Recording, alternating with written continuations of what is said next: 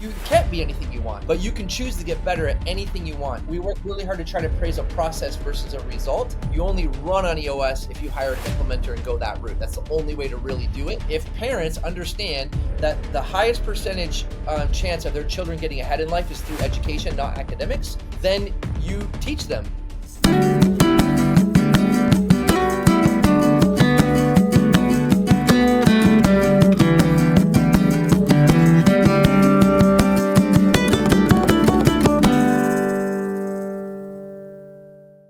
Hello, everyone, and welcome to the Fearless Family Business Show, where it is our goal to help you to inject new life in your family business and strengthen the love, the legacy, and the lifestyle that you desire. My name is Adam Hill. I am your host, and today my guests are, that's right, guests. I have two of them. It is Amanda and JoBen Barkey. They are a husband and wife, spouses working together and building a business together and a life together. They have 5 children. And the reason I wanted to have them on as a first-generation entrepreneurial couple is to talk a little bit about the dynamics of how spouses can work together. And they came from humble beginnings. Both of them came from very poverty-stricken backgrounds. Basically, JoBen coming to North America with $15 in his pocket to go to college, and Amanda, of course, growing up the child of immigrants and political refugees, were her grandparents. But they came together. They moved to Southern California, where they started a soccer franchise and built that into a very successful business with EOS. Built a nonprofit that does amazing things in Africa and South America. And Amanda is now an EOS implementer, helping other businesses to implement the systems that can help them to really level up their game. This was a great interview. It's a long one, but it's really worth it. They dig into a lot of great topics like the legacy they're building for their kids, how they work through challenges together, and really how they're growing and in love and in their business together. So please enjoy this wide-ranging conversation I have with JoBen and Amanda.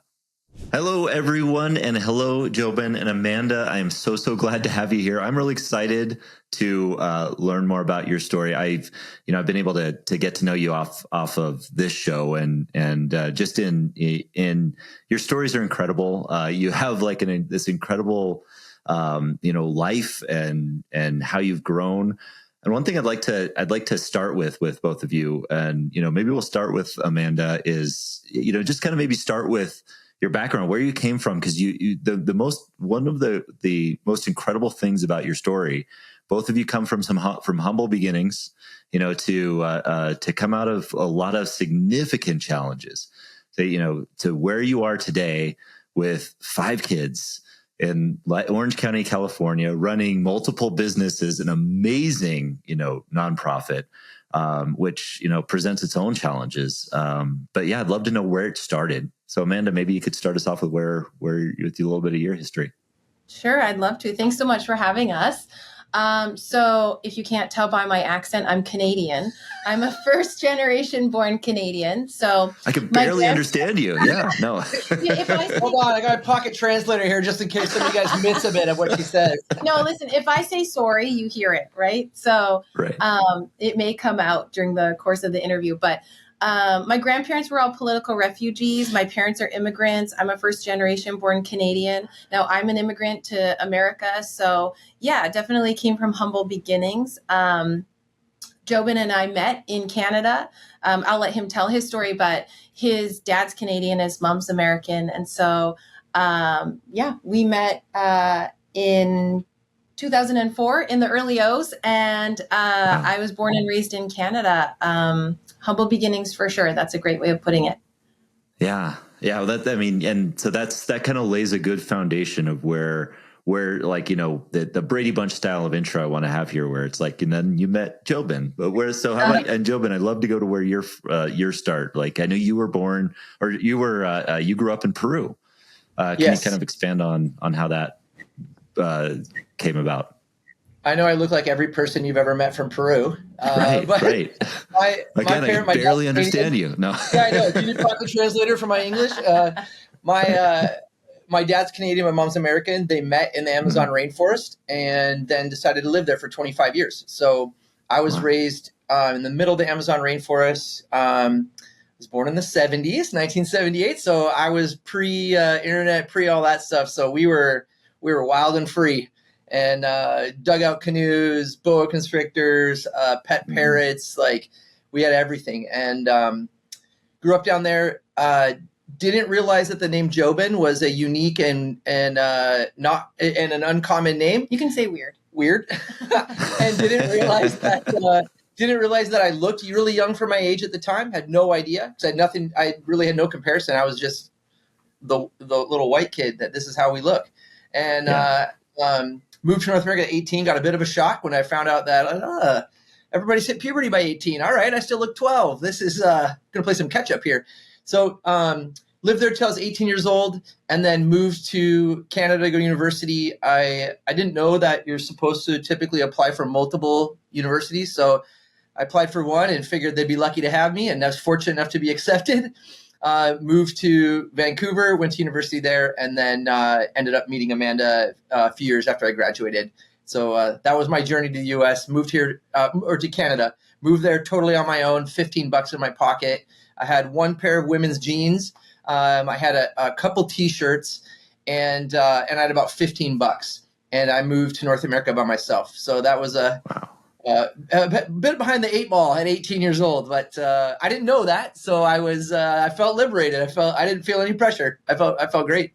So you came into North America with $15 in your pocket, shirt on your back, and went to and with those assets to your name, you were going to try to find a university to go to school.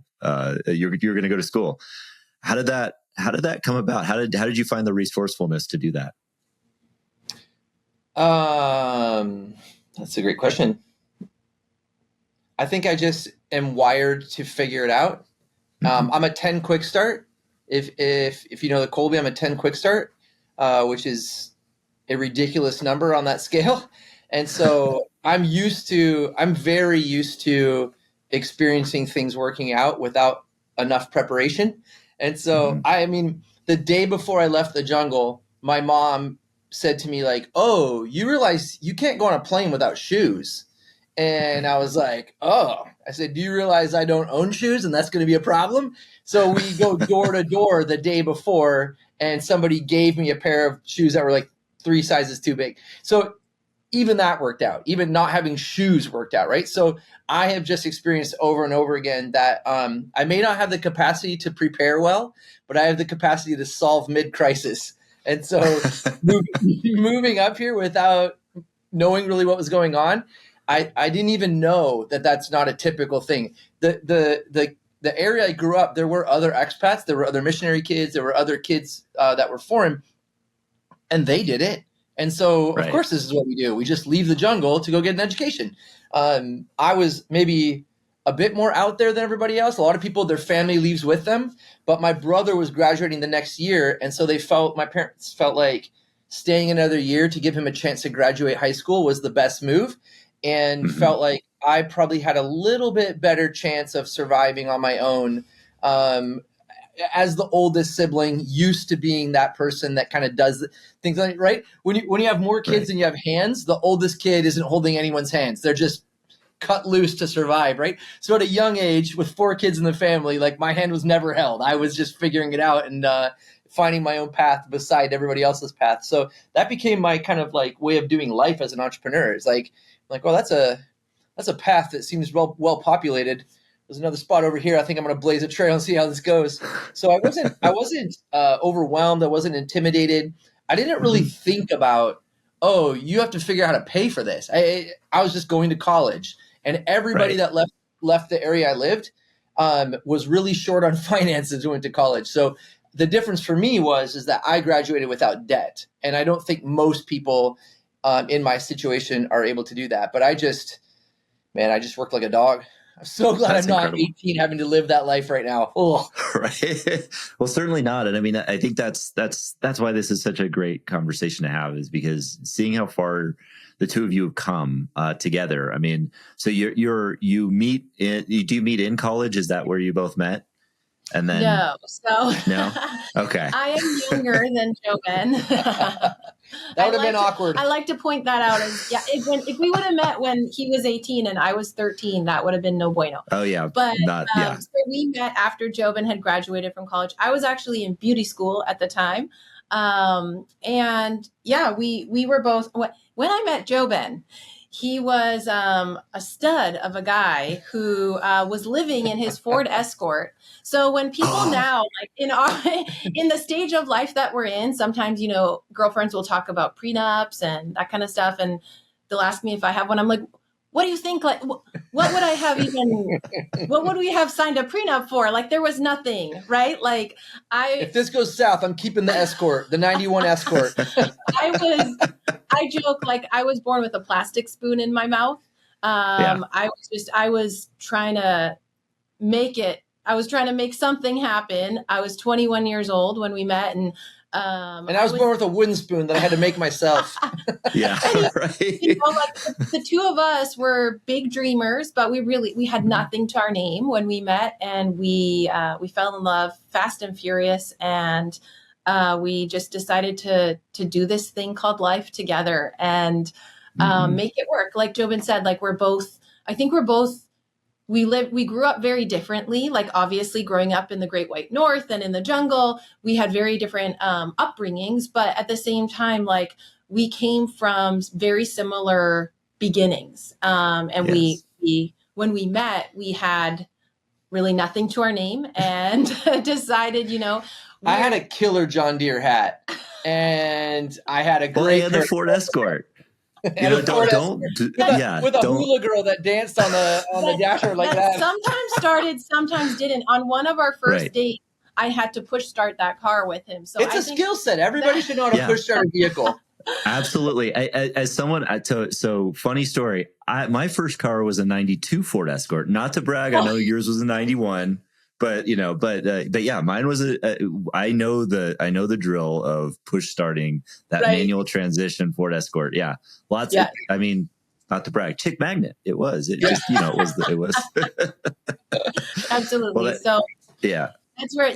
where that song. I don't know if you know that song. Like, started from the bottom. Now we're here. Like, that's our theme song. It was written for us. That's where we came from. So I love it. Well, it's so great. I mean, and then, there's a lot too that happened. It was that happened between then and kind of getting down to Orange County, where you're running a series of Soccer Shots franchises and, an EOS implementer business and a nonprofit that helps many people in many different countries in Africa and South America. Can you talk about what happened between when you met and when you came down to Orange County? How what prompted that? Go for it. You're up. So we met and got married in Canada, where I was born and raised, and we moved. I was born and raised in British Columbia. If people aren't familiar with that geographically, that's just, we're living in California now. Just start driving north and you'll hit it. We moved to Alberta, which is one province over, about a 16-hour drive from where I grew up. And then JoBen got a job on the oil field. And so he was working way up north, like close to the border, right? Like, so, the northern border, not the southern border. The North Pole, yeah. So very, very cold conditions. He was, his boots were rated to -100. He was typically in like -40 with a wind chill. So it was nightmare. Pretty brutal. But he had this great job, very well paying. We had this fast track plan, and we had this great 5-year plan. We built a brand new house. We were newlyweds, and we were, had this dream, and we had a clear path. And then he started showing these symptoms that were alarming. He has a disease called Raynaud's disease. So it's a circulatory disease. which is induced by cold weather and stress, which he didn't experience either of growing up in the jungle. But then when he was working in northern Canada, he started presenting these symptoms. So when he was diagnosed, we were told, like, look, you need to either get an indoor job or move to a warmer climate. And so since JoBen is a dual citizen, we decided to move down to the States. So we bought our Soccer Shots franchise. It was a new franchise at the time. So we were one of the first franchise owners in the system. This was 15 years ago. And we packed everything in the back of our Honda Civic, which we upgraded to a Honda You Civic. upgraded. It had a spoiler and everything. So Sunroof. it was a nice car.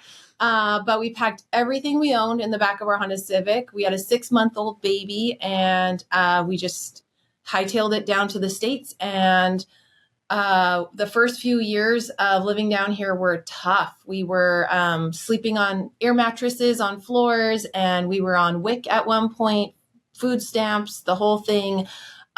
Just really trying to make ends meet, trying to survive and get this business off the ground. So, I started sleeping in my car and then downgraded after that. I don't know how it's Right possible. to the air mattress, right? Met her and then downgraded. I could give a tutorial on how to get off of an air mattress at 9 months pregnant. And, Oh my gosh. I'm a pro Wow. at that. So, you meet a guy and he's like, look, things are going to get better. I've got big dreams. I live in my car right now.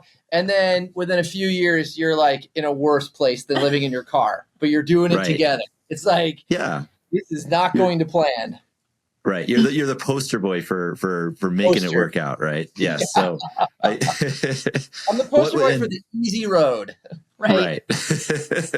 Well, let's talk about Soccer Shots too. So did you have how did you come about finding the Soccer Shots model in terms of like, and moving down to Southern, when you went down to Southern California? A friend had talked to us about it a couple years earlier. They were just starting it, and they were looking for friends and friends of friends just to prove the concept works. They were pretty transparent. They were like, you're getting a logo. That's why it doesn't cost that much. And then our job was to prove the concept, help prove the concept, right? And so at the beginning, I had just started working, she says, in the oil field. I was actually working on the natural gas line, so I wasn't one of the bad guys. And I was one of the inspector, for those people who think that oil is bad, I wasn't one of them. And I was an inspector that made sure that the welds were good when we buried the line so that the gas, it wouldn't leak and cause problems. And so I was all my money pushed into that, going that route. Not because I loved it or it was a passion project, but it was a chance to own my own franchise and my own business and to generate wealth in an economy that was crashing because of the housing market crash that happened 2007, 2008. Because government controls how often these wells are checked, it's a guaranteed, secure, safe income, which is about the opposite of what every entrepreneur looks for. Guaranteed, safe, low risk. It's like, that's boring. So I was doing that, and then I started to have the symptoms, started thinking through like, okay, this isn't possible. I can't just figure this out. I cannot be outdoors in minus 50 anymore. And so then I said to Amanda, we were flying back to an area, back home to my parents' place in North Carolina. And I knew I was going to see some friends, and I knew they were going to talk about Soccer Shots. So I said on the plane ride, I was like, babe, we got to have a really good reason why we're not doing this. And she just thought for a half second. She was like, why? Like, why don't we just go into it and listen to what they had to say? And I was like, okay, that sounds like a way more fun approach. So we talked about it, talked to two of my friends that were doing it. And then I called the founders on December 31st, 2008. And I was like, verbal handshake over the phone. I'll take 2 franchises. And in hindsight, he was probably like doing jumping jacks. He's like, I just sold 2 franchises. And for me, I'm like, I have no money to back this up, but I've committed verbally to this, right? So then he's like, done. Because they were raising the prices the next day. So I was like, I want 2008 pricing. So then I said like, well, okay, so I'm actually in Canada and I want to buy the Orange County, California franchise locations. They were like, perfect. Do you have a strong tie there, a connection? I was like, never been there. Just seems like a nice place. And I watched the OC on TV, and it just seems like a nice place. Like even the poor kids are living in people's pool houses. So it seems great. Right. And so then I said, they're like, well, where do you live? I'm like, I actually live in Canada, which brings me to a question. I have all Canadian money. The economy looks like it's like doing some interesting things right now. Can we wait and then I'll pay you when the exchange rate is a little bit better? And they were like, no problem. So then I scurried to work to try to make the money to pay for the franchise as fast as I could. And about 8 months later, I get a phone call from two of the most patient guys I've ever known, the founders of Soccer Shots. And they were like, do you think we could maybe set up like a payment plan or something so we can just start trickling in a little money our direction? I was like, okay, fine. So in hindsight, I'm like, oh, I bought my first few businesses with no money down. That's not bad at all. And then I used the business to pay for the business.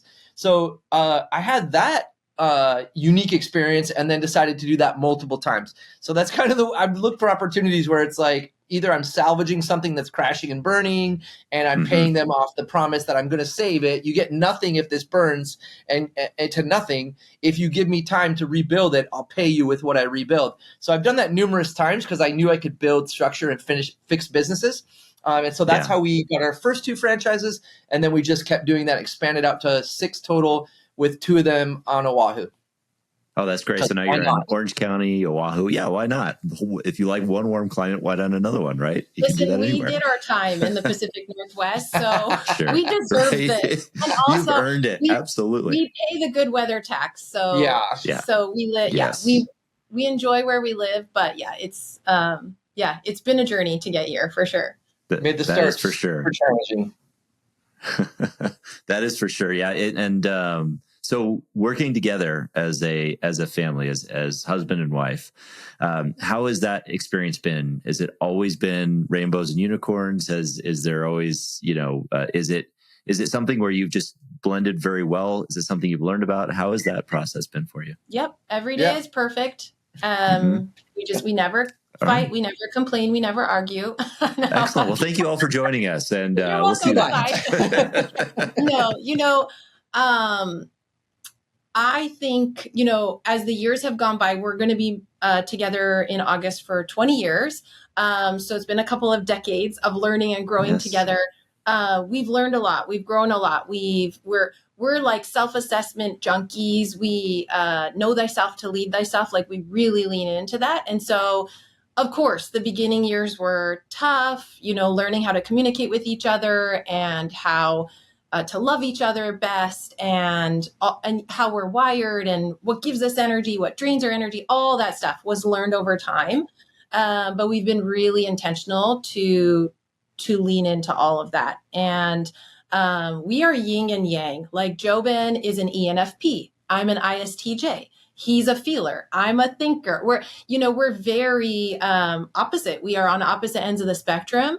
But I think that really serves us well. We're very complementary and we trust each other. So the trust is high. And we have gone through a lot to get to where we are today. And in going through all of those experiences together and developing that trust, I think that we have gotten to a point where it's like, it's not all sunshine and rainbows and, all of that. But the good days that we are experiencing now far surpass the bad days that we've been through together. And I think, we've talked about this before. We do everything together, business, parenting, life, everything. We're partners in it all. And so I think that because we have been through so much together, we know like nothing can really phase us. Like we've been there, but if we have to go back there, we've done it, we've survived it. We can go through it again. We can get through it together. So, I think like we just take it one day at a time and we work really well together. So I think a lot of it, I was going to say, I think a lot of our life has been atypical, but it works for us. And one example of that would be like, we started dating basically the night we met. We started dating, went ring shopping 5 or 6 weeks later, bought the ring the next day, held on to it for a couple of months, proposed on a surf trip with friends in Central America. We're married less than a year after we met. And it's like, well, you didn't even know each other. It's like factually accurate. But then we went on an 8-month honeymoon together and we backpacked. And I told her, I didn't tell her where we were going. I said, pack one of everything. Here's your 60-liter backpack. going to be a good time. And so we went through Europe, backpacked all through Europe for a few months, went back to Canada, then went to Central America and got a little cabina on the beach in Costa Rica for a few months, and really got to know each other. So we had talked about a lot. We talked about things like wanting to adopt someday. We knew that like 1 week into meeting each other, day one. We knew our like family strategy. I talked about wanting to build something, wanted to create things, had big ideas. And she was like one of the first people that was like, let's go, let's do it. This sounds fun, right? And she kind of had the approach of, man, I've been stuck in this small town for a long time. This feels like a ticket to get out of here. And then the more she got to know me, she was like, oh, he's got a lot of ideas. Maybe I can help guide these ideas, right? And so I think one thing that we didn't realize in the beginning was just how involved you were in the business side of what we were doing. Because I was coming home and then I'm a verbal processor. So I'm processing everything out loud with my single board of directors member over here. And she's like got babies everywhere, right? For your listeners that don't know, we have 5 children. And I had 4 kids in 5 years during the startup phase of our Soccer Shots business. So wow. I was a baby making factory, and he was like pounding the pavement, trying to build our business. And, we did it all together, like everything, it was all intertwined. And so I think that we've always just taken that approach and we've made it work, and we've supported each other. We've always gotten along like really good friends. We have the component of the attraction to each other that makes it go from different from friendship. It's a life partner. But we were really good friends, and we had a lot of fun together. So we're traveling for 8 months, and we're in Europe. We don't know anybody, right? And we're backpacking, sleeping on floors, places, and we're having a blast. And we're waking up and we're like, what do we do today? Don't know, don't care. Let's just walk through the city and see what happens, right? We get to Venice, and you get the little maps. You come out of the train station. First thing we did is throw the map away and then just go for a walk and get totally lost. And then go find this little wine bar and just have a great time, order like fresh pizza. And it's like, these are the best adventures that we've had in our life, is where we just kind of like, well, this is an adventure, I guess. And we just kind of have fun, right? So for us, we joke, of course, not everything is roses and sunshine and butterflies, right? There's ups and downs, but the downs never pulled us too far down, and the ups never pulled us too far up. And I think part of that is like, I'm relentlessly optimistic in my pursuit of silver lining. And so even when we're like having a terrible moment, I'm like, well, at least. And then because I said it, that ends up happening. And now I got to be, well, at least not all 4 tires are flat, that type of thing. But and Amanda, being a thinker, she kind of like, she calms down the emotions when I get really emotionally invested or involved in something. She's like, okay, let's think this through.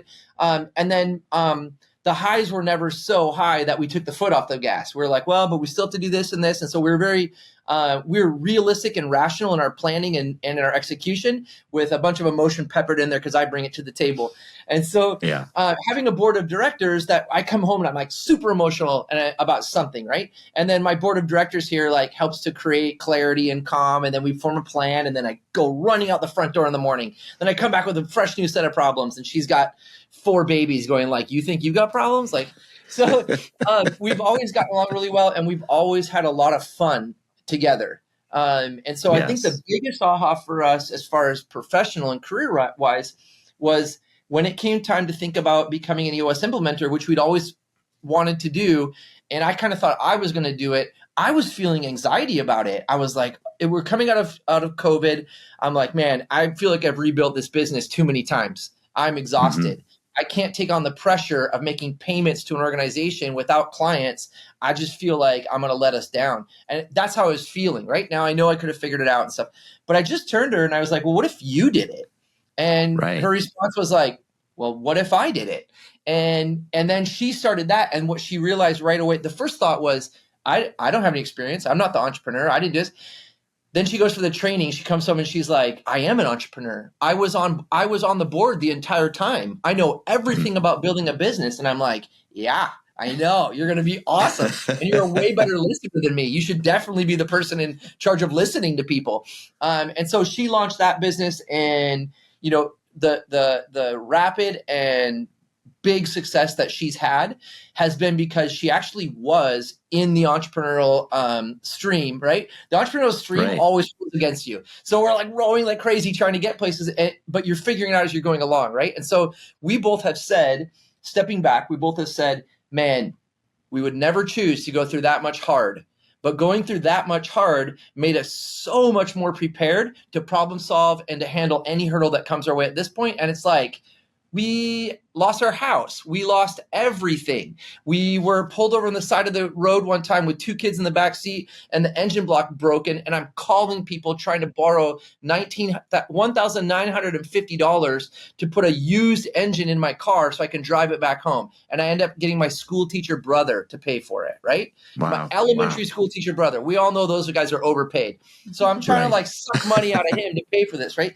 And I don't know where I was going with that, but where was I going with that? I have no idea. But the point being, like, even when we were going through things that were really challenging, and for many people, they may have seen it as like an uncrossable, bridgeless divide, right? But for us, we saw that huge divide as actually a hurdle, and we could either go over it, under it, or around it, but we can definitely get to the other side of it. And we just figured it out. And I think it all prepared us well for where we're at today and what we're doing. Like, even with the nonprofit. Absolutely. Yeah. You look back on things like, you know, I was a stay-at-home homeschool mom for a handful of years. And just the other day I was working with a client, and he turned to me in the middle of our session, and he said, wow, you're such a patient coach and teacher. And I looked at him and I said, I have 5 children, right? Like, and I homeschool them. And you haven't met my husband yet. Yeah. So, yeah. So it kind of struck me like, yeah, all of these experiences in our business, in our professional life, in our personal life, have prepared us for this, such a time as this. Right. And so, I look back and it's just really interesting what got us here, and how it all prepared us for the time that we're in and what we're doing. And we experienced our nonprofit constantly outperforming our budget, stretching dollars to do things that we would have never thought were possible even 2 years ago. And it's because we have so many experiences of like, okay, we have $1 and we have $4 worth of expenses. How are we going to make this work? And you just do, right? And so then you get to working with your nonprofit, and you're we're working in a war-torn area in Cameroon, going through the middle of a violent civil war crisis. And that is an impossible place to build an organization, except for we did. And it's just because we just figured it out. And I think a lot of the things that, again, people come to and they get to these points in an idea, in an organization, and they're like, well, I guess that's it. And we never accept that. We're like, that's just, all that is that's just weeding out the quitters. That's the way we feel, right? And so we were saying, like, I would never want to go back and redo all the hard, and I would never choose to do all the hard. I'm not that great of a person. I want it easy. But having done all the hard means that when we're in impossible situations, and I would say with our nonprofit, it's monthly, if not weekly, we are in impossible circumstances, and we solve them and resolve them. And it's because we have this muscle that we've been working out, practicing, developing, building, flexing, and it gets bigger and bigger, and we can solve faster and faster. And so I would not go back through the pain again if you gave me the option of like, do you want an easy road or do you want to go back through that? I'd be like, send me straight to the beach. But you could. You could if you needed to. I mean, that's, and we'll be able to help our children go through it. Right. And that's a good, point, because I think that, and why I'm glad you both are on here to talk about your experience working together, because, family business, when we think about family business, we think about generational family businesses, getting to the second, third, thinking of legacy and all that kind of stuff. But we often neglect the idea that many, many families working together, our husband and wife, our spouses that are working together, that are developing these tools to work together effectively and share in a relationship and build a family. And those are all things that you've done successfully while also lifting yourselves out of poverty, scaling yourselves up from the Escort to the Civic, and hopefully beyond that by now. I'd hope, but and I would imagine a lot of that like leads to thinking about what that legacy looks like for your kids. So how does that, what you're building now with the EOS implementation, with the with Soccer Shots, with the nonprofit, how does that look for what you're hoping for with your kids, and maybe how they're involved or choosing their own path?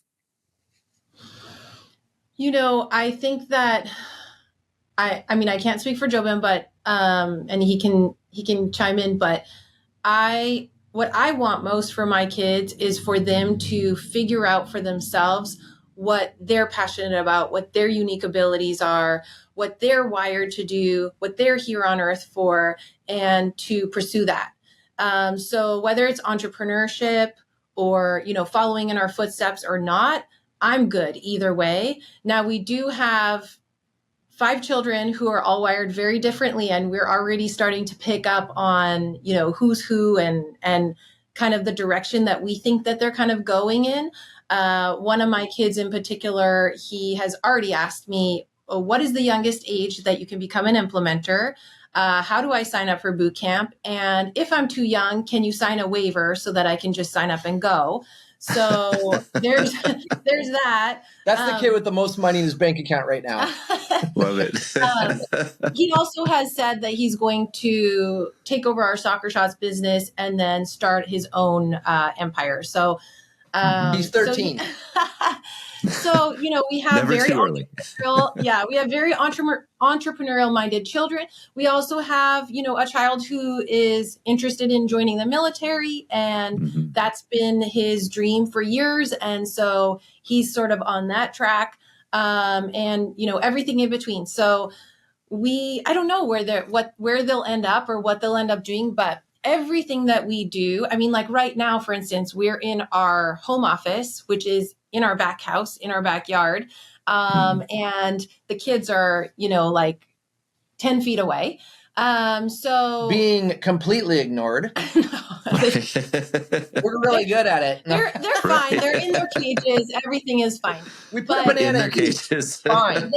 But they frequently will come and help me set up my session space and restock the snack bins and, put my binders together or, materials together. And they're coming with us when we do Soccer Shots events, and they're pitching in and sitting at the booth and pitching Soccer Shots, telling people all about it. And they're involved in our businesses. They always have been. Like I said, like our firstborn was 6 months old when we moved down here. So they don't know anything different than being raised by these 2 wacky entrepreneurs that are, living this entrepreneurial life. So they're in it.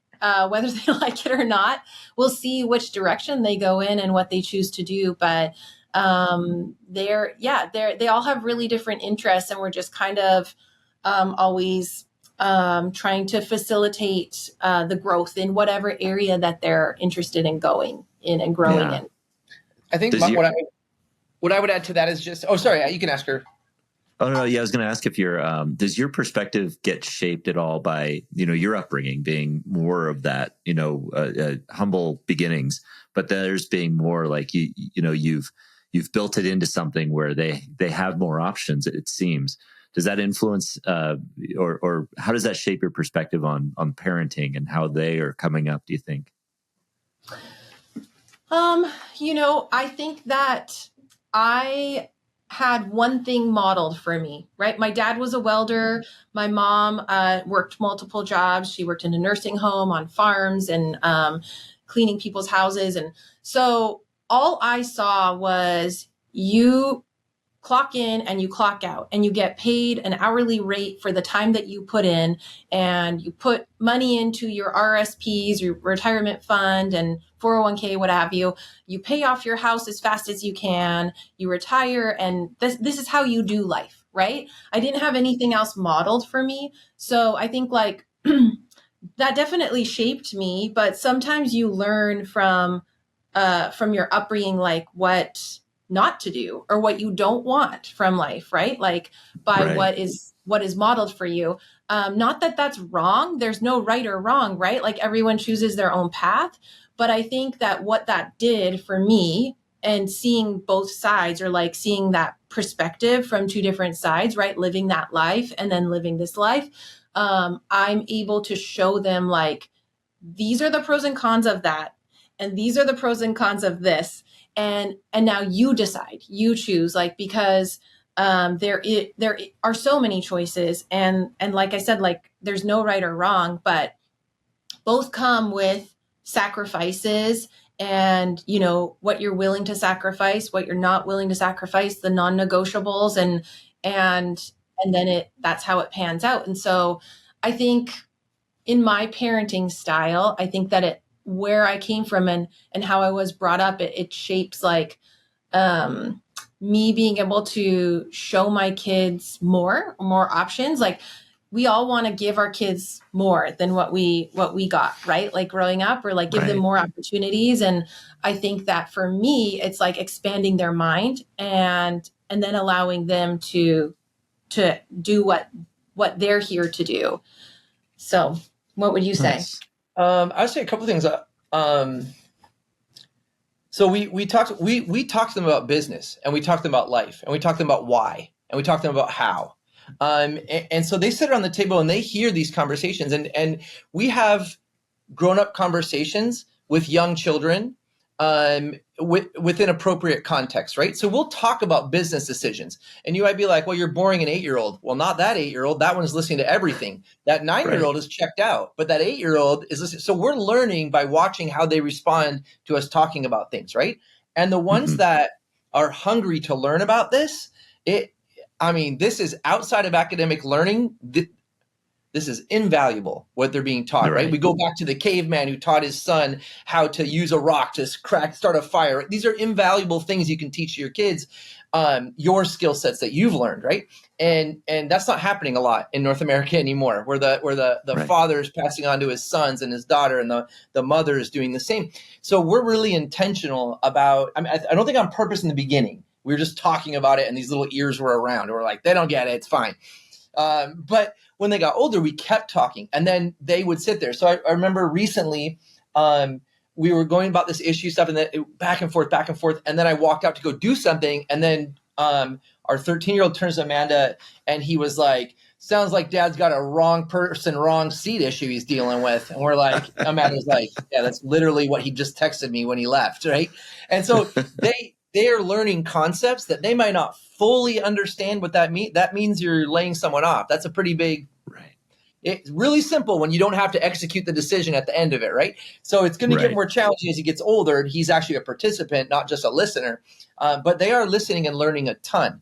And so that's part of it, is we try to talk to them, talk around them in real words, not baby. We've never talked baby talk to our kids. None of that stuff. We're like, hey man, this is the reality of running a business, man. It's hard and it hurts and you cry and people get mad at you for things that aren't your fault. And you get insulted because you're passionate about what you're doing and somebody doesn't see that. And as far as bringing them into it, like we have been very clear, look, there are 3 seats, right? So that was my next point. I know JoBen's going to say it, but like, just because you were born or adopted into this family and your dad and I have built something that's successful doesn't mean that you automatically have the rights to it, right? And so, I'll let JoBen so we would say things like, if we owned a sports team, your name being the same as ours doesn't help you make the team. Like we need the team to win and we need the business to do well. So we're not just creating spots for you all to sit and we're going to to the detriment of the company. And EOS has definitely helped us do that. Sarah B. Stern is an EOS implementer, and she gifted us with this illustration in one of her breakout sessions at an EOS conference. She said there's actually 3 tables, and you can explain this to your children. There's 3 tables. So there's the first table, and every one of them gets a chair at that table by birthright or by adoption. That is their chair at that table, and it's always theirs, right? Then there's ownership of the enterprise that you've built. And the founders decide that, right? So we have decided that our children will each inherit 20% ownership of this business. So say the business, and we've explained to them, say the business profit is $100,000 a year. That means each one of you is getting $20,000, right? That's the same and fair. Then there's a third table, and this table is a job at the company.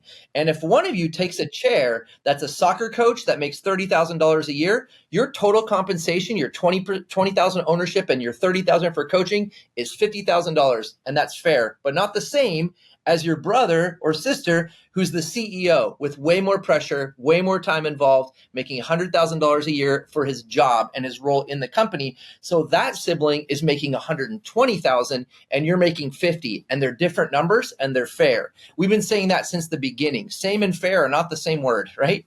And so Amen. We have Preach. that conversation all the time. We also talk about the two different economies that everybody's living in. And you choose which one you're going to live in. One is safe and secure and probably a quicker path to a certain checkpoint in the trail. When you are exchanging time for money, you're going to probably get there faster because the startup is immediate. You're making that cash, right? Doesn't matter how good the business does, how good the organization is doing, you're getting paid no matter what. So that's the economy of time. The simultaneously right beside it, parallel, but nothing to do with the economy is results. And so we say, I started out this business working 8 days a week, 25 hours a day and not getting paid. And so I was exchanging a lot of time for negative numbers. But now I work a lot less. I do a lot less time in the business, which has freed my time to spend with the kids and on our nonprofit, and I get paid more. How is that fair? Well, fair and same aren't the same. And so we say I chose the economy of time. I knew my ceiling, or the economy of results. I knew if it worked, my ceiling was significantly higher. I also knew if it didn't work, that this person that's just plodding along over here, now we've created the tortoise and the hare, and I'm neither the fast one nor the one that finishes. And I just exchanged a whole lot of years of my life for nothing, right? And so you have to be willing to take that risk. And some of our children will feel very, very uncomfortable in that risk. They will sleep better at night. They will have more fulfilled lives. They will be happier and more content if they live in the economy of time. And some of them would rather spoon their eyeballs out than live in the economy of time, right? And so we tell them there's two different income tracks available to you, and you have to pick the one that you are most passionate about. And then we also are careful to say things like, it's not true that you can be anything you want, but it's true that you can get better at anything you want to get better at. It's true that you can improve self-development and become, you can't suddenly choose to be funny, but you could memorize 100 jokes and be a little bit funnier at a party. You could sign up for an improv class and be a little bit better on your feet, but you're not going to be the class clown because you're not wired that way, right?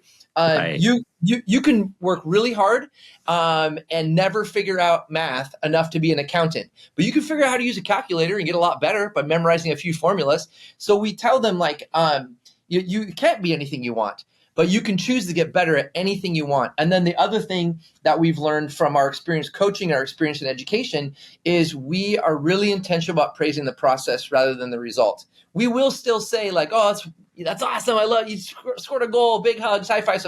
But we focus on saying things like say, for instance, say they're playing our kids. We own a soccer company and our kids love football, American football. So it's like, people are like, are your kids great at soccer? Let's call it football, and I'll just say yes. But so if they're playing and they run a route and ball hits their hands, hits the ground. Well, we're not going to say great catch. We're not going to say great job. Yeah, that's a great play. But we could honestly say, man, you ran a really sharp route. That shows good preparation. I'm proud of you for how well you prepared. Or I watched you watch that ball all the way to your hands. And I noticed earlier, sometimes you took your eyes off. So that's really great concentration. These are repeatable things that they control. And so what we try to do in Soccer Shots, and where I think we've had a lot of success, is we train our coaches to tell 2, 3, 4, 5-year-olds that they're super proud of them for something they can actually control. Because the 3-year-olds can't control whether the ball goes in the goal or not, most of them. Right. And so we work really hard to try to praise a process versus a result. And so when you're intentional about praising and looking at the process, what ends up happening is you're a huge cheerleader on the sidelines for great effort, for great intention, for getting knocked down and getting back up again, hard work, grit, determination. Those are things that really stand out. And then we're also, we have 4 family core values, and we talk about them all the time. We filter through them. We say things like, is this how our family does this? And then we're going on a trip day after tomorrow. We're going backpacking with 5 children in South America. That's going to be a bit of a gong show. But Amanda's it'll be a little more complex than just your trip through through Europe, right? Amanda's just had a really good idea, and this is how things happen. We start bantering back and forth about something, and then we land on something like, let's do it. So do we trust a 13-year-old with the tickets to the plane? No, I have them on my phone as well. But are we gonna give him the opportunity to have all the tickets on his device so that he can manage the time, tell us when we need to go from the coffee shop to the lounge? We're gonna give him chances to do that, because our intention when we travel with the kids is not just to go to a place, it's to teach them something. So we're going to teach them about the place we're going. We're visiting historical sites, and we're talking about the people that were here before us, talking about the history of the world, all this fun stuff. But then we're also letting them look at it, pull up on the map and figure out how long does it take to get to the office we got to get to where we're catching the bus. Oh, it's a 16-minute walk. Okay, what time do you think we should leave? We got to be there at 9:30, so we should leave at 9:14. Incorrect. If we aim for 9:14, we will be 20 minutes late. So just like teaching them that stuff and then letting them work on executing something we've taught them. That's something that's really important to us. We solicit their feedback. We ask their opinions. And then I think the final thing that I'm really proud of is that we say we're sorry. And we don't pretend like we know everything just because we're parents. We think why is a great question. And, a lot of times kids, they start to have tension with you during experiences where you're under stress because you didn't tell them what's going on. Kids love structure. They love structure. They love consistency, reliability, and repetition. They like to feel like they know what's going on. And so if you just tell them, hey guys, tomorrow we're going to go visit the Plaza de Armas in Cusco. We're going to go there. It's about a 5-minute block. We're thinking we're going to wake up, go to the coffee shop around 10. That is enough for your kids to feel like they know what's going on. Now, otherwise they're just walking around feeling like little dummies because they have no clue what's happening in an hour. That is a wild way to live life, and most kids get left living that way because it's exhausting. It's exhausting to keep them up to date and up to speed on everything that's happening. And if you change your mind, now you got to go run it by 5 people and be like, I'm really sorry, we're not doing this thing you're excited about. So for us, those are kind of the things where I think being entrepreneurs has helped us parent, because we've learned things about how to start a business, run a business, build a business. So we try to do some of that with our kids, but we mess things up all the time. And we feel like we're too busy sometimes. And so they will experience that as like, they don't experience I'm too busy because the business is keeping my attention. They experience I am too busy for you. That's all they experience when you're busy. And so we will circle back and we're like, hey, I should have put my phone down. That was an important thing you were telling me. Or, I snapped at you. Yeah, let's not pretend I didn't. I'm really sorry. I was very tired and I should have taken a minute. You deserve my best and all of my patience, and you didn't get it. Will you forgive me? And so we don't just say, hey, sorry about that. I will say to them, I acknowledge I did this and this, and I wish I had done this and this. Sometimes I'll include this is why I did this to create a little context. But then I say, I'm really sorry. Will you forgive me? Because it's important. I think it's important for them to say out loud, yes, I forgive you. Because we talked about what happens after forgiveness. After forgiveness, you don't have to forget what just happened a day ago or an hour ago. That's impossible. It's like telling you don't think about elephants. Well, you're going to think about elephants the rest of our conversation. And so instead we say like, can you remember what happened, but not hold it against them anymore? Because it has been forgiven. And it is no longer a weight between your relationship. It is not in the middle of you anymore. So if you keep bringing it up, it means you're picking up the weight and putting it back between you again. And that's not a great way to build a relationship. So those are my thoughts, I think. So what I'm hearing is you've got it all. You've got it figured out. That's for sure. No. What you're hearing is we have great intentions, and I also apologize a bunch. Absolutely. Well, no, I mean, but there's so much importance though to acknowledge the humanity of parents. I mean, it's so that's huge, and I love the idea that you're already creating the foundational principles of what value is now and value creation or value add by distinguishing between fair and same. That's huge. I mean, and I feel like, and I want to get into the EOS aspect of it too, because I know that, you know, that's part of a strong part of your business. And I know that that's something that Amanda discovered for herself that she's a superstar in, of course. And so I'd love to hear from you about kind of how you've implemented that in your business and how you've created a business of becoming an implementer, how you're helping people, helping businesses to level up in the same way you both have. Sure. I'll give the 30-second version of how we put it in our business, so you have a lot more time for her development. But our business was just calling a friend. I think this is a typical story. Called a friend, said, "Man, can I have 30 minutes of your time?" Went through a whole bunch of stuff that wasn't working. I didn't know what was going on if I wasn't in the room. There was no follow through, all this stuff. And at the end of it, he said, "Can I summarize that in about 2 sentences?" And I said, "Yeah." He's like, "You understand the need to delegate responsibilities without abdicating your responsibility to see the company succeed and to see jobs be protected. Is that accurate?" And I was like, "Yes. And can you follow me around for the rest of my life and summarize every 30-minute conversation into 2 sentences?" And he said, "I'm going to send you a book, and it is a meaty read, but you got to promise me you'll read it, because I know if you promise me you'll do it. Will you read it?" And I said, "Yeah." So he sent me the book Traction, and I open it. It's the smallest print and the most amount of pages combination I've ever seen in my life.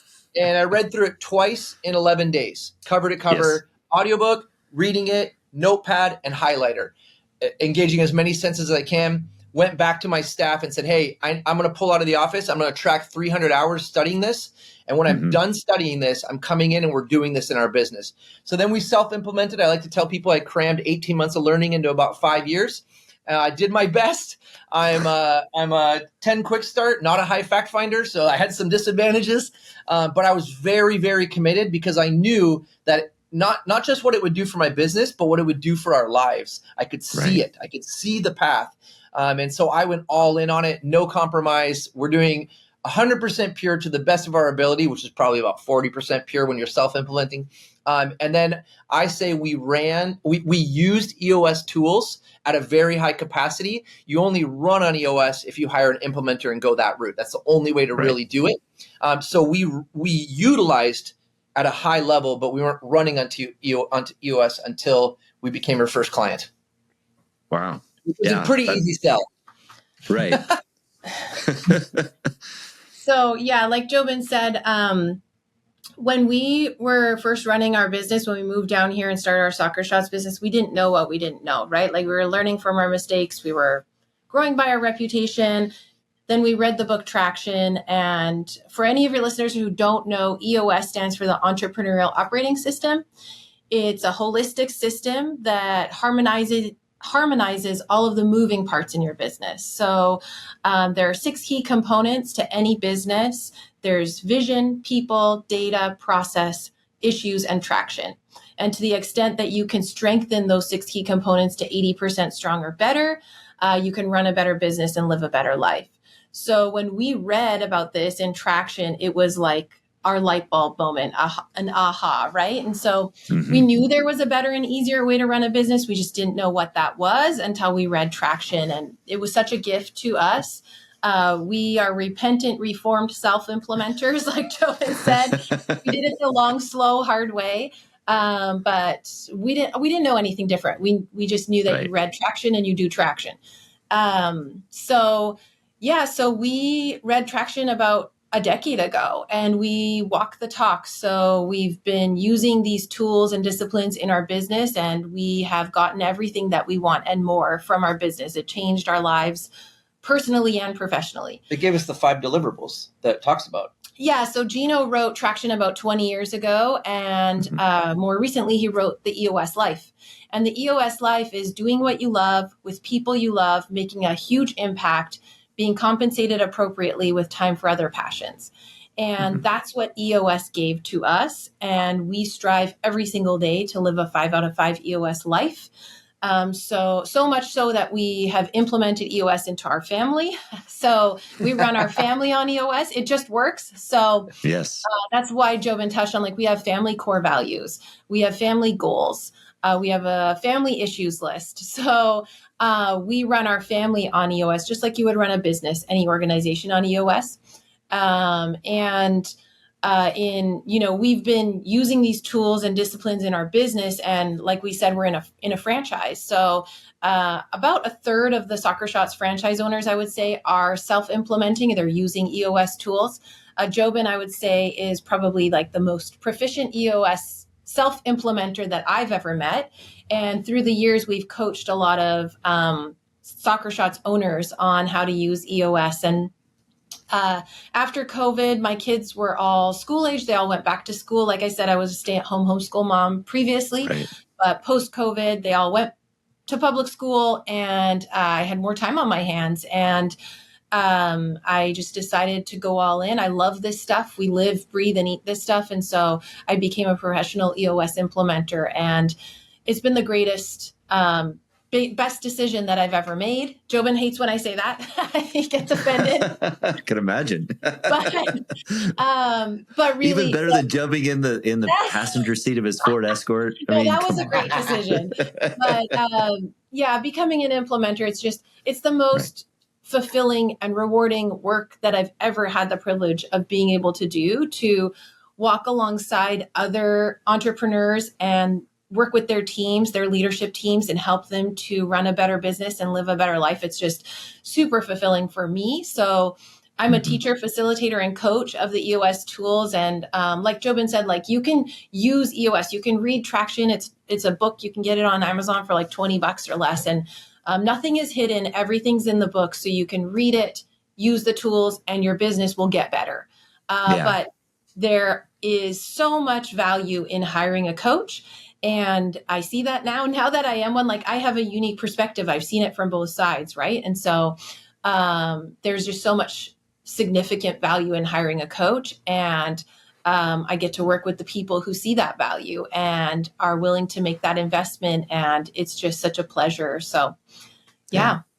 I love that. And I mean, and I'm one who drank the orange Kool-Aid too. I mean, we implemented it in our business a few years ago, and same as you, we implemented it in our family. And I'm really waiting for EOS and the broader community to build a framework for actually running it like more effectively in your family, or more, I guess, specifically for the family, because I know we can adapt it to that. But it's really powerful. It's made our relationship better and our business better, and I see it made your business better. And I know that there's so many directions we could take this. I mean, we didn't even scratch the surface on your nonprofit, which is, I mean, we touched on it, but there's so much there. I mean, I know that you give 50% of your, I think of your net. I read that you give 50% of your net to your nonprofit. Is that accurate? We did for a long time. Now because that fluctuates, we just have a set budget. So we take $50,000 out of our for-profit businesses, and that's our budget for our nonprofit. We self-finance all of our work for a nonprofit, and we don't pay anybody that lives in a developed country for any of the work they do with a nonprofit. It means it takes a while to find somebody to build a website, because you're like, here's our story, do it for free. And 6 in a row say nobody works for free, and then we're like, we do. And then, but the upside of it is, it might take a little longer. The upside is you find people that are ridiculously aligned with what you're trying to do, right? And so it was all inspired by I read an article in the Tampa Bay Times in 2013 about 50 nonprofits in the U.S. that give less than 4% of the money that they generate through fundraising to the actual project they're fundraising for, with lots of issues with, like, brother-in-law owns the marketing company, $2 million marketing budget, all that stuff, right? So simple math says that for every million, 40,000 is going to the actual people they say they're trying to help. And so I just put in my head, if we have a $50,000 nonprofit, we're outperforming $1 million typical nonprofit. And so what we do is we find people in communities in developing countries who are already doing incredible work, and then we invest in them. And so, I'm a soccer player, was a soccer player. Now I'm an old guy, but I was a soccer player. That was my skill set. And I used soccer to get into communities, because I would come and provide free training for kids in really rural parts of Africa and South America. and you just look for someone who's just changing their community. And then you're like, what if this guy had $100? What could he do? And you give him $100 and see what happens, right? And so for him, the example, this guy Kingsley immediately saw there's an opportunity here. I sent him enough money to cover a project, and then I sent him $45 extra. And when people are starving, they feed themselves. And so I don't have any judgment if that $45 just disappears into a food fund. I'm not going to get upset, but I'm just going to go watch, right? And am I going to be surprised? Well, I sent the money for the project we were working on, which wasn't that much, and I added 45 onto it, and I told him I was sending him the original amount, and then just 45 extra showed up. Well, the next day, he sends me, or 2 days later, sends me a picture. He's on the back of a motorcycle hanging onto it. He has a mattress tied to his back and a bag full of wood. And the caption is, we heard about this elderly 84-year-old lady who's sleeping on the ground, and that's not acceptable. So we're going to a village an hour and a half away. We're going to build her a bed frame and give her a bed. I hope that's okay. You accidentally sent $45 extra. And I'm like, well, it wasn't an accident, and there will be $45 extra on every project moving forward.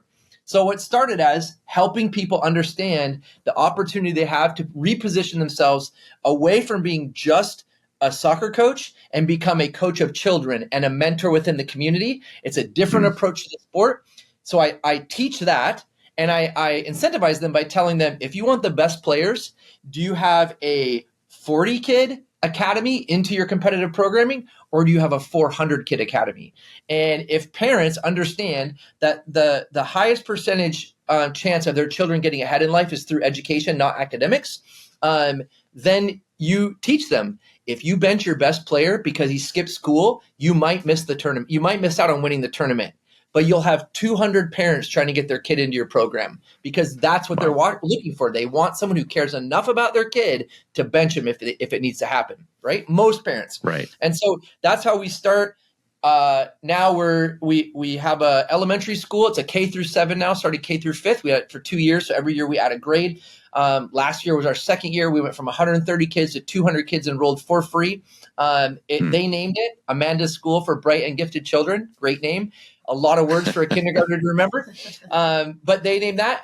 And then they sent pictures of celebration. I see dirty water, kids playing in it, cups beside it. I'm like, do you have issues with water? They're like, yeah, there's a huge cholera outbreak and zero access to safe water. These kids are deciding between drinking water and dying of cholera. And dying of cholera is the risk they have to take. You can't choose not to have water, right? So then Kingsley's response is like, yeah, and we could dig wells.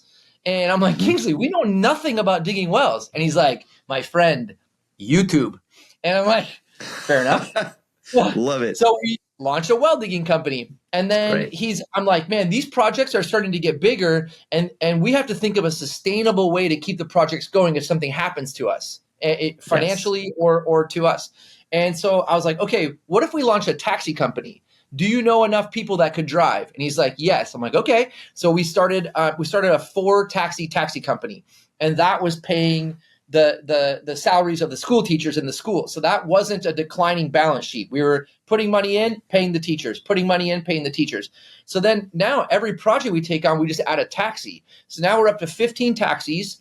We've relocated to one of the second largest cities in Cameroon. We run for a taxi company, and we run that there. 15 taxis, have a garage, mechanic, security, everything. And that pays all the teachers' salaries. Then we found out about food insecurities and significant malaria issues. So there's a plant called Artemisia that all malaria medicine is made from. And we're like, why don't we just teach them how to grow the plant? And at the same time, what kind of nutrition crops do they grow here? Oh, only cacao for selling. I'm like, okay, well, what if we taught them how to grow their own food? So then last fall, Kingsley from Cameroon, myself from here, we met in Kenya, took a farming course. We're in the back of this thing with all farmers and his 2 soccer guys. And we're like, what are we doing here, right? And I'm a Mzungu. I'm the only Mzungu white guy in the room, right? And I'm in the back all the whole first 2 days. All they did is just stare at me to see if I would like fall asleep, or they're just like, what is this joker doing here, right? They were all there learning how to farm. We were there learning how to teach farming. And so immediately they were taking us into their office. They were like giving us pamphlets, booklets, curriculum. And Kingsley is such a high capacity person that they followed us out the door. The organization is called Thrive for Good, based in Kenya. They followed us out the door and they're like, how can we partner with you guys? You guys are going to impact hundreds of thousands of people. And so we were like, oh, that's more than we thought. Okay. So then we go back, we launch the farm. We graduate our first 46 students. Each student can feed 40 adults a day with what they learn and what they can grow on their own property. Today, this is July 2024. Today, I got a video from a villager that's 1,200 kilometers away from where we're currently piloting the project. And it was a video showing us the field that they've already leveled, the volunteers they have in place to dig the well. They just need, all they need from us is $1,600 for the water pump, $500 for seeds, and we need to send one of our instructors up there to do 5 days of training, and they'll be good to go. And now a whole other village will be trained, and then they will train villages around them. And so an entire region of Cameroon that only grows cacao is being taught 6 nutrition crops and 2 medicinal crops, and it's going to change everything, right? And so we've always had this ridiculous vision of impacting millions of people. How can our family and what we build impact millions of people?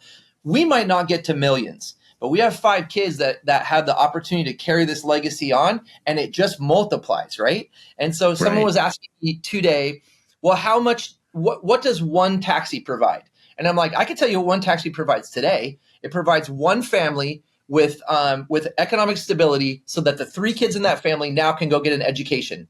But the reality is that it actually changes future generations for that family line. And so I can't give you that number. But then also, it allows us to add another teacher and another grade at the elementary school, which impacts all of those family lines because they now have education. It also allows us to add another instructor that can go to remote villages and teach the farming techniques. So the answer is one family it impacts, but also tens of thousands from one taxi. Yes. And so that's been the hard part is trying to figure out a way to tell that story in a way that people can grasp it, because most people don't have that type of a nonprofit to talk about. They don't work that way. Right. We tell people if $5 comes into our nonprofit, you can be very confident that $5 is impacting kids in a developing country, all $5. Because we do not pay anyone anything in a developed country to do anything for the nonprofit. And we lead by example. And we did it for 12 years before we invited the first person to join us and work for free. And because it's not a super, what would be the word for it? It's not a super attractive offer to be like, hey, so I'm gonna impact your life by bringing heaviness into it. You're gonna work with families impacted by war. You may suffer from PTSD. I'm in therapy right now for PTSD, from secondary PTSD, dealing with all the things we deal with, all of the children who get maimed, tortured, and killed. It's just too much for me to carry, and so I'm in therapy for that. So that's my offer. Hey, do you want to like fast track yourself towards PTSD, helping people that nobody's listening to for no pay, and then you got to cover your own therapy? Yeah, join us. It'd be great. And so it is very rewarding and fulfilling. And I believe what we're modeling for our kids is an understanding of the opportunity that living in this economy. You know, someone joked yesterday to me. He said he won the ovarian lottery. It's like winning the ovarian lottery, right? Getting this passport gives you opportunities that other people don't have. What are you going to do with that? And so for us, it's we want to take care of our children and give them opportunities we didn't have. But we also don't want to spoil them. And so we talk about tough things. We talked before about how we bring things up with our kids. We talk about tough things. You better believe my kids have not said I'm starving since the time I pulled up a video about actual starving kids and made them watch a 12-minute thing. The oldest was, I think, 5. And we watched. Oh, wow. That was maybe a little early. Like if I could redo that one, I'd wait a few years. But they were complaining so much about starving, and I knew they weren't. And so it bothered me. And so I made sure they understood what starving actually was. And so they have a more full perspective than I think most kids their age. And certainly most kids in Orange County. Certainly most kids in Orange County. You asked a question about raising kids. You know, we have an adopted kid who we adopted from a really rural, poor community in Colombia. So he grew up really, really poor until 11. We have 2 children who grew up quite poor by North American standards, quite poor. And then we have 2 children that have grown up with different opportunities. They have Nike shoes. Maybe not different opportunities, but different experiences. Different experiences, sure. right? Yeah. Our oldest 2 biological for years thought go-karting was when dad took you to Home Depot after it was closed. We found a shopping cart and we made a course and mom would time us racing the shopping cart and then dad jumping on the back of the shopping cart. That's what they thought go-karting was for about 3 years, right? And so my younger 2 have never thought that that's go-karting. They think that's dad being lame. And so that is our challenge. That's our challenge and our struggle. How do we raise children in an environment and in experiences that we never experienced as children? So how do we do that? So I think a lot of it is conversation, dialogue, open, transparency, and admitting to them, like, we don't know what it's like to grow up how you're growing up. We don't know. Right. And so when you tell us stuff, we are listening. And Amanda and my approach is we really want to be good friends with our kids when they're adults. We really, really do. And it's our hope and our prayer.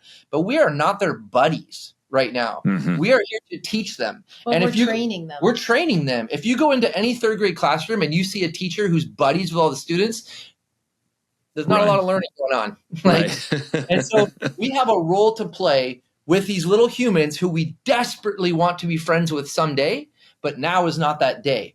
And so what we believe is that if we show up and we fulfill our role to the best of our ability and just covered in love, that when they get to the point where they're adults, they will come to us for conversations that are challenging. They will come to us as the friends they come to. One example is we've never made fun of our kids for crushes. It's a typical thing, easy for dads to be like, but we never do. And we don't let our kids tease each other for that. And the reason is because I have 4 boys and 1 girl. And so I tell the boys, I take if we ever hear teasing, which doesn't happen, but every once in a while, you might hear something. We'll take them aside. We'll say, like, okay, is the true version of your friends the locker room version or the one when you're in the cafeteria walking by the table with all the pretty girls? And they're like, oh, the locker room. We're like, yeah. So when your sister has a crush on a boy who do you want her to come and talk to you and say, like, hey, what's this kid like? Like, who's he? He's hanging out. He's cool. He's funny. What's he like? If you know better, do you want her to come and talk to you and to seek you out as a resource? Or do you want her to feel embarrassed and ashamed and hide it and not want you to know and nobody talks about it? And they were like, yeah, we want her to talk to us. I'm like, the same goes for your brothers too. Like you're going to know people differently. So, whenever there's a crush, there's always like a little bit of a show that's going on. Right. And so the other siblings see what's going on and can provide honest and open dialogue and feedback. So that's just one example of an area where we've done it a little less typically than I think a lot of parents do, but it's because we want to be available to them. Right. And that's the hard part, right? As entrepreneurs, you said at the very beginning, we're always busy. So how can we be always busy, but not too busy for them ever? That's our challenge. And we haven't always gotten it right, but I think we're intentional about it. And that helps us get it right more often and apologize when we don't and own it. Yeah. I think, I think that's, I think there's an example in there too of, with your nonprofit of how that legacy that you're trying to build can impact generations down the line, continue to build on that. And I appreciate that. I think that's a great place to kind of put a pin in it and wrap it up, even though we could go on for for we hours. Might need to have a part 2. We will. Absolutely. Yeah. Cause I know that when we do part 2, you'll have already had a lot of episodes of the new podcast that we didn't bring up that's coming out. And I want you to plug that really quick too. But I also want to know where people can find you if they want to donate to the nonprofit, if they can, and Amanda, where they could find you in order to, if they want to reach out for resources for EOS implementation or anything like that. Absolutely. Thanks. So like you said, we have a podcast that we're launching this fall. So it's called Better Together. We are better together. And so that's the basic concept of the podcast is sharing experiences of being better together. And so that's coming up soon. So listen for that and please like and subscribe and all that good stuff. As far as our donation projects, people can find us at b7family.com. Yep. We have a donate button there. All of our information is sort of housed on that website. So go to b7family.com to find out anything and everything about us and what we're doing, and to donate if you're inclined. To find out more about me and about EOS, my email address is amanda.barkey@eosworldwide.com. Barkey. No L. I know the resemblance is uncanny, but I'm not related to Charles Barkley. It's just Barkey, like the key to the bar. So you can email me. You can find me on LinkedIn, Instagram. I'm all over the place. So just search up Amanda Barkey, EOS, and you can find me. And please reach out anytime, anyway. I'm here to help. And your most fun friends are the ones that have the key to the bar. So 100%. Yeah. I mean, so you should reach out definitely just for that. I was going to say that we are a registered 501c3, and so donating to a nonprofit does work for tax reasons as well. If it's a business or a person, it's a registered 501c3. So that means we just have to do a lot more work, but it means we can. It means that we can give the tax credits that people deserve. That's amazing. Well, you're doing so much, and you're doing it in an amazing way. You're doing it a high quality way. You're raising a next generation of kids in the best way that anyone knows how. I mean, it's incredible to see this what I would define as the true power couple. Coming from the background that you've come from to become who you are today, and just sharing some time with me today. I know this was a long but incredibly worthwhile conversation, and I thank you for spending so much time with me today. And yeah, I'd love to know, do you, so I know you have a mug there or a cup with dad jokes on it, don't you? Can we close out with one of those bad boys if you got one on there? Yeah. We built a great restaurant on the moon. The food was great, but there was no atmosphere. Oh, okay. Nice. All right. Ladies and gentlemen, that's what true talent looks like. And JoBen, Amanda, this has been great. Thank you so much. To those of you listening, reach out to Amanda if you're looking for EOS implementation, and check out b7family.com to donate to their charity, and look for Better Together, the podcast that's coming out this fall. And I'll look forward to listening. And thanks for joining us. We will see you next time.